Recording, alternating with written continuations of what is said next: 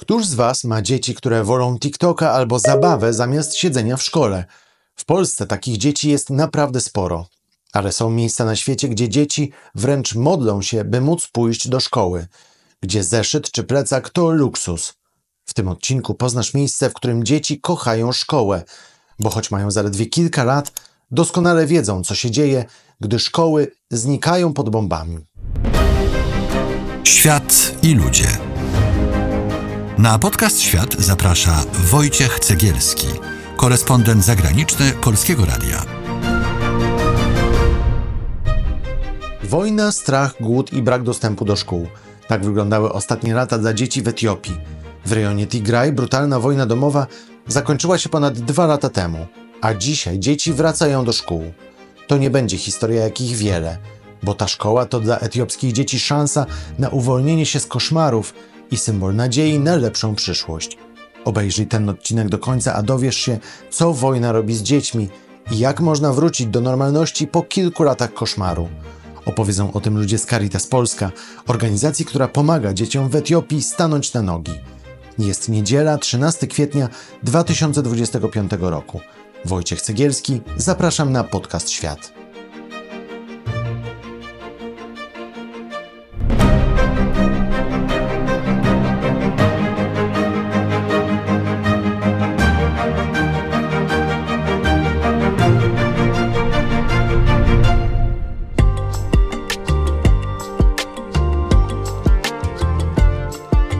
Etiopia jest bardzo daleko. Żeby tam dotrzeć z Polski, trzeba lecieć samolotem co najmniej 9 godzin.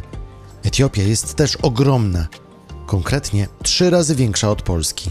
Ludzi mieszka tam 4 razy więcej niż w Polsce, a do tego jest to jeden z najważniejszych politycznie krajów Afryki. Region Tigraj, o którym chcę Ci dzisiaj opowiedzieć, był jednym z zamożniejszych w Etiopii, bo to tutaj znajdują się złoto, rudy miedzi, żelaza, cynku i ołowiu.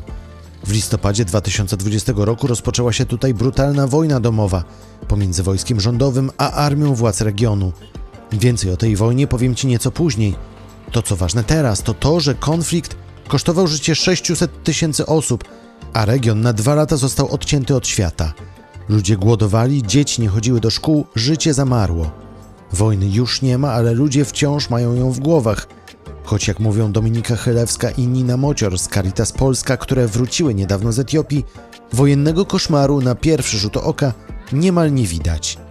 Etiopia to jest w ogóle kraj pięknych ludzi, pięknych, bardzo serdecznych, bardzo uśmiechniętych, pysznej kawy i tę kawę widać na każdym kroku, kiedy wyruszamy na ulicę Etiopii, ale też kraj, który kojarzymy, myślę, już od lat 80., kiedy odbywały się wielkie międzynarodowe koncerty charytatywno-pomocowe, kojarzymy z pomocą i właśnie z ogromnym ubóstwem i je widać na każdym kroku. Przechodząc przez region Tigraj widzimy etiopską wioskę, w której tak naprawdę bardzo często domy nie mają prądu, nie mają bieżącej wody. My mieliśmy okazję spotkać rodziny, które po wodę wyruszają 500 metrów lub po wodę chodzą przez 3 godziny i czasem dziecko nie może pójść do szkoły właśnie dlatego, że tego dnia musi pójść po wodę i one są niesione wtedy na plecach w takich żółtych baniakach. W Polsce mamy szkoły nowoczesne, wyposażone z toaletami. Nikt tak naprawdę nie zastanawia się, czy w szkole będzie toaleta. W regionie Tigraj dziecko, które chce wyjść do toalety, musi się zastanowić, gdzie może to zrobić, czy tam będzie swoboda, czy to będzie po prostu w jakiś godny sposób mogło się wydarzyć, dlatego że w wielu miejscach toalet po prostu nie ma. A brak toalety to po prostu brak takiej godnej edukacji. Myślę, że to jest ważne dla każdego człowieka, ale szczególnie dla dzieci, a jeszcze szczególnie dla dziewczynek, dla których ten element prywatności jest szczególnie ważny.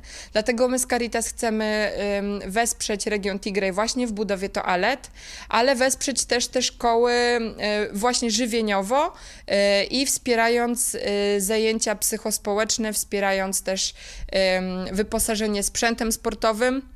To, co widzieliśmy, to, że kiedy wchodzimy do tej szkoły, która jest naprawdę uboga, bardzo często nie ma ławek. Jeżeli są, no to w bardzo podstawowe ławki i krzesła, obdrapane ściany, czy jeszcze pozostałości po kulach, ponieważ to było miejsce konfliktu zbrojnego. To nie jest miejsce, gdzie dzieci mogą uczyć się bezpiecznie, swobodnie, gdzie też mają zapewniony komfort tego, że mogą usiąść w wygodnej ławce, w ciepłym pomieszczeniu, gdzie jest oświetlenie. Tego po prostu nie ma. Ja bardzo często miałam okazję, przechodząc tam, widzieć sale, które są tak naprawdę pozostałościami po tych placówkach wojskowych, gdzie są obdrapane ściany albo ewentualnie uzupełnione o jakieś obrazki, alfabet czy jakieś inne, można powiedzieć, takie pomoce szkolne, dlatego że kiedy nie ma książek, to te ściany często służą właśnie za miejsce, gdzie można coś napisać. Więc bardzo podstawowa tablica, ławki i krzesła, jeżeli są, to jest naprawdę dobrze.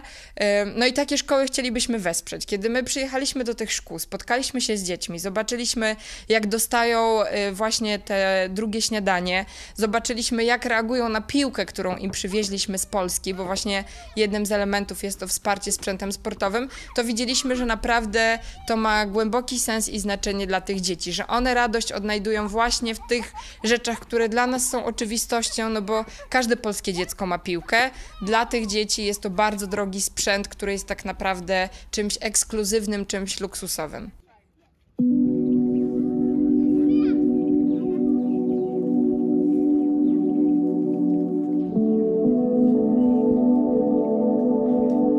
Szkoła jest bardzo ważnym elementem, bo dziecko wstaje, idzie do tej szkoły, akurat w wioskach, w których my byliśmy, to często są szkoły dość blisko położone od miejsca zamieszkania. Trzeba sobie wyobrazić od razu, że sam ten poranek wygląda inaczej, no bo wygląda inaczej dlatego, że trudno mówić o typowym śniadaniu, to dziecko zazwyczaj je jeden posiłek dziennie. Trudno mówić też o korzystaniu z prądu, czy z takiej podstawowej toalety. Tam w domach najczęściej nie ma toalet. Kuchnie są bardzo podstawowe, z jakimś paleniskiem, na którym można przygotować tradycyjną etiopską injirę, czyli taki, można powiedzieć, nasz rodzaj chleba dla Etiopczyków właśnie. I takie dziecko rusza do szkoły, dlatego że wszyscy ludzie, też ci rodzice, z którymi rozmawialiśmy, rodzice naszych podopiecznych, rodzice, których dzieci uczą się w szkołach, które wspieramy, wszyscy mówią o tym, jak edukacja jest ważna i że tak naprawdę ich marzeniem jest to, żeby dzieci mogły się uczyć, mogły do tej szkoły chodzić i mogły po prostu zapewnić sobie lepszą przyszłość. Myślę, że to jest tam dla wszystkich oczywiste. Więc ta szkoła jest takim, podobnie jak u dzieci polskich, jest dość ważnym, kluczowym elementem dnia, no bo spędzamy tam kilka godzin. Widzimy dzieci czasem z plecakami, czasem z książkami, które niosą w dłoniach, jeżeli tych plecaków nie mają, z bardzo podstawowym wyposażeniem. Trudno mówić o chlebaku i butelce wody, tego raczej tam nie ma. To właśnie raczej ten posiłek, który my zapewniamy w ramach wsparcia, jest tym posiłkiem, na który dzieci czekają i wtedy one w przerwach ustawiają się w bardzo zdyscyplinowany sposób, trzeba powiedzieć, w kolejkach po to, żeby właśnie ten posiłek dostać. To drugie śniadanie. No i trwają lekcje, bardzo podobne do tych lekcji, które są u nas. Jest nauczyciel przy tablicy, są dzieci, które siedzą w ławkach, jedne głośniejsze, drugie mniej głośne, no ale właśnie wszystko w takich okolicznościach bardzo niestandardowych i innych niż te nasze, bo jest to po prostu szkoła bardzo, bardzo uboga. Na przerwach mogliśmy zobaczyć dzieci, które wychodzą, biegają, kopią piłkę właśnie, która do nich trafiła z ogromną radością, a później wracają do domów i po prostu uczestniczą w obowiązkach domowych, spędzają czas z rodzicami. Z tym, że tutaj też trudno mówić nikt nie gra w gry, nikt nie ogląda telewizora, tego po prostu nie ma. Mało kto w regionie Tigraj ma telefon, a jeżeli ma, to ja też dopytywałam z zaciekawieniem, gdzie go ładować, no bo jeżeli nie ma prądu w domu, to jak sobie poradzić z tym telefonem i faktycznie trzeba udać się do miasta oddalonego o kilkanaście, czasem kilkadziesiąt kilometrów, po to, żeby z tego prądu skorzystać. Więc jest to zupełnie inna rzeczywistość. Myślę, że dalej w tej rzeczywistości można odnaleźć dużo radości, ale ta właśnie radość i nadzieja, którą my niesiemy, niosąc tę pomoc, jest bardzo ludziom potrzebna. Dominika Chylewska i Nina Mocior z Caritas Polska opowiadają w tym odcinku podcastu o tym, jak bardzo szkoły w Etiopii różnią się od szkół w Polsce czy na Zachodzie. A już za chwilę dowiesz się, co mają w głowach dzieci w Etiopii i co Caritas robi, żeby to zmienić. Przypominam, że pod tym odcinkiem możesz zostawić swój komentarz oraz lajka. i koniecznie powiedz o nas swoim znajomym. Podcast Świat możesz znaleźć na platformie podcastowej Polskiego Radia, a także na YouTube i na Spotify. A za chwilę dalszy ciąg podcastu.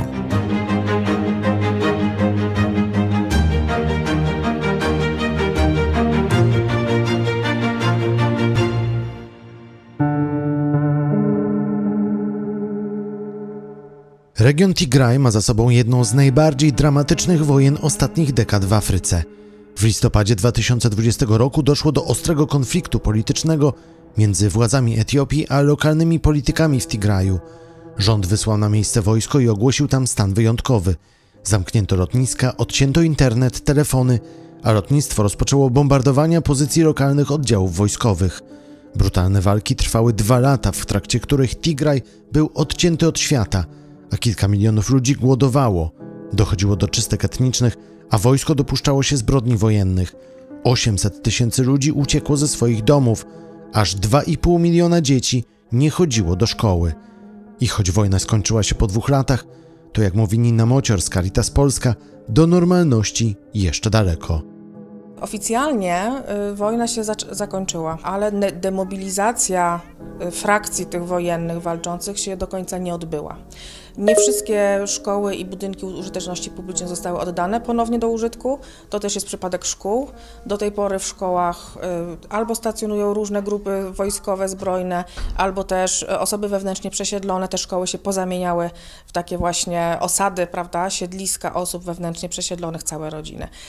I to jest też ta konsekwencja wojny. Dodatkowo mówimy o tym, że w trakcie tego konfliktu pozwolono na blokadę ekonomiczną, informacyjną, internetu, prądu do regionu Tigraj, co też ma swoje bardzo duże konsekwencje, bo tam realnie mieliśmy do czynienia z klęską głodu, ponieważ nawet pomoc humanitarna nie miała prawa tam wjechać. I to był skandal, po prostu to była skandaliczna sytuacja w kontekście kryzysu humanitarnego, że nawet ten dostęp humanitarny, który powinien być neutralny i niezależny od woli walczących stron, on nie miał miejsca. I to jest też pokłosie tej klęski. Teoretycznie mamy demobilizację, wojny nie ma, ale nie wszystko wróciło do normy, nie wszystko wróciło do swojej codziennej rutyny. To dziecko przede wszystkim nadal czuje lęk. Nadal osoby dorosłe czują lęk, bo bardzo często za górką, prawda, czy w regionie, który jest przygraniczny właśnie z Erytreą, bo to jest północ, prawda, Etiopii, do tej pory osoby też dorosłe i dzieci obawiają się, że za chwilę znowu przyjadą żołnierze, bo ta sprawa nie jest uregulowana. Druga rzecz, dziecko, które już jest wyrwane z edukacji, bardzo często do tej edukacji nie wróci, no bo nawet jeśli ta szkoła jest, to najczęściej nie będzie miało możliwości wrócić, bo ono już rozwojowo przeskoczyło o te 3 lata. Dziecko w sytuacji, kiedy mówimy jest koniec wojny, ale faktycznie nie ma końca wojny, nadal czuje bardzo duży lęk, nadal jego rodzice czują bardzo duży lęk, nadal rozmawia się o tej wojnie, jest wystawione na wszystkie sygnały związane z wojną. No i bardzo często ono musi w jakiś sposób zrozumieć tą sytuację, w jakiej się znajduje.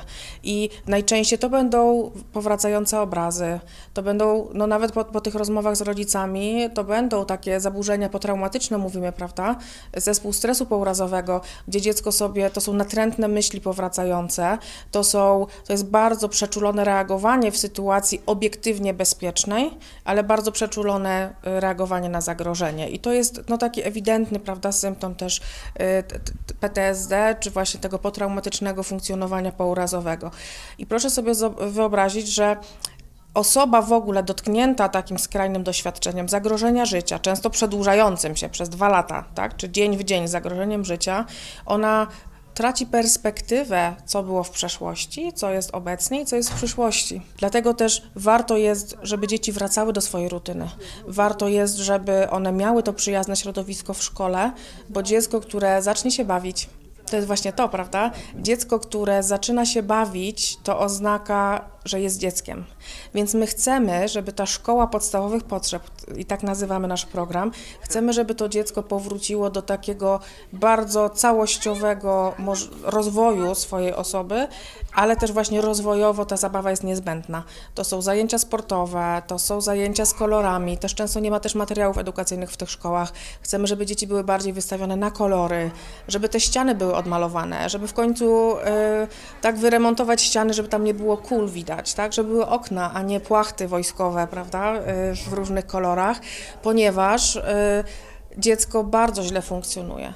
Dziecko źle funkcjonuje też w szkole, dziecko poznawczo źle funkcjonuje, ma problemy z koncentracją, bardzo często ma problemy z pamięcią, więc nawet jak mówimy o takim możliwości szkolnego realizowania swoich zadań, to też jest to bardzo utrudnione.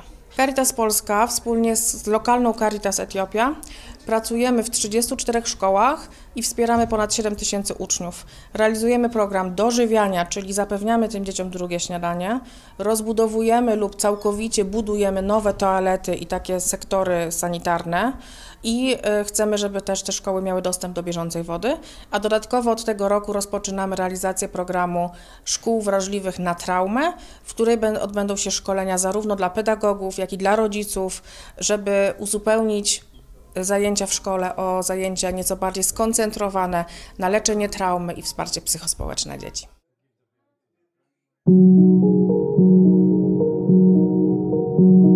Proszę sobie wyobrazić perspektywę, w której rodzic ma świadomość, że dziecko przez 3 lata nie uczestniczyło w edukacji. Dla nas jest to w ogóle nie do wyobrażenia.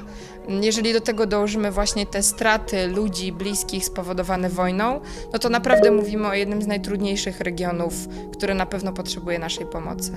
Dla tych dzieci szkoła jest na pewno ważna i od początku takiego wychowania przebija się tam w różnych narracjach właśnie tych rodziców i dzieci, że wszyscy wiedzą, że szkoła to jest lepsza przyszłość. Nawet kiedy obserwowaliśmy taką codzienność dzieci, jest taki moment, kiedy nauczyciel staje i mówi do dzieci "We learn, we flourish", tak mi się wydaje. Dzieci powtarzają to po nauczycielu. To jest takie jakby hasło, że kiedy uczymy się, to kwitniemy, kiedy uczymy się, to wzrastamy.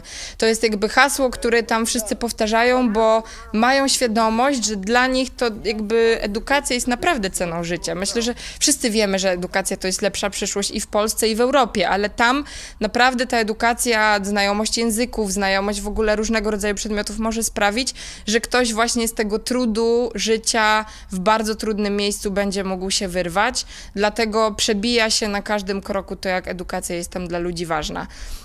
I myślę, że też to miejsce, szkoła, jest miejscem spotkania rówieśników, właśnie tych gier, zabaw społecznych, jest swego rodzaju taką ucieczką od trudnej codzienności, więc na pewno jest to, ma dużo większe znaczenie i na pewno inne znaczenie niż dla dzieci polskich. Bo w domu jest bieda, bo w domu trudno o ten posiłek, bo właśnie ten posiłek może się wydarzyć w szkole i myślę, że ta szkoła to jest właśnie ta nadzieja na lepszą przyszłość, ta nadzieja, że idę tam, ponieważ wiem, że jest to potrzebne, żeby naszej rodzinie lepiej się żyło. Dominika Chylewska i Nina Mocior z Caritas Polska opowiadały o tym, jak szkoła jest dla dzieci z Etiopii całym ich światem. A ty, co o tym myślisz? Pod tym odcinkiem zostaw swój komentarz. Nowe odcinki podcastu Świat możesz znaleźć w każdy czwartek i w każdą niedzielę na platformie podcastowej Polskiego Radia, a także na YouTube i na Spotify. Jesteśmy także na Instagramie, na Threads czy na Facebooku. Wszędzie tam znajdziesz nas, wpisując w wyszukiwarkę Podcast Świat. Subskrybuj nas, jeśli jeszcze tego nie robisz. I koniecznie powiedz o nas swoim znajomym. Teraz to wszystko. Ja nazywam się Wojciech Cegielski. Dziękuję za uwagę i do zobaczenia. To był podcast Świat. Do usłyszenia w kolejnym odcinku.